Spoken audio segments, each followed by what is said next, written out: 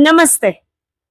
હવાનું બંધારણ જે 100% હવામાંથી 21% ઓક્સિજન અને જે આપણા માટે આપણે શ્વાસોશ્વાસ દરમિયાન બહાર કાઢીએ છીએ કાર્બન ડાયોક્સાઇડ, જેનું પ્રમાણ 0.03% છે.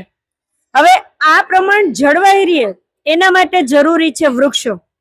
કારણ આપણે શ્વાસોશ્વાસ કરીએ તો શ્વાસ માટે ઓક્સિજનને આપણે પ્રાણવાયુ કહીએ છીએ અને કાર્બન ડાયોક્સાઇડ વાયુને મુક્ત કરીએ છીએ. આ કાર્બન ડાયોક્સાઇડ વાયુ શોષવાનું કામ કોણ કરે છે? તો કે વૃક્ષો. તો આ વૃક્ષોની જે અગત્યતા છે એમના વિશે સમજાવશે આ ભાઈ.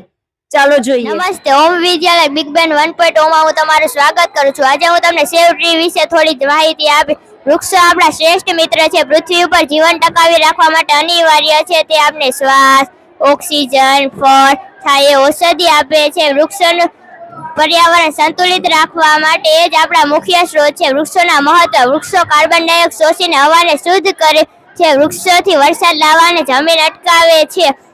વૃક્ષો કાપવાથી ગ્લોબલ વોર્મિંગ પ્રદૂષણ વધે છે. આવનારી પેઢી માટે વૃક્ષો વાવવા જોઈએ.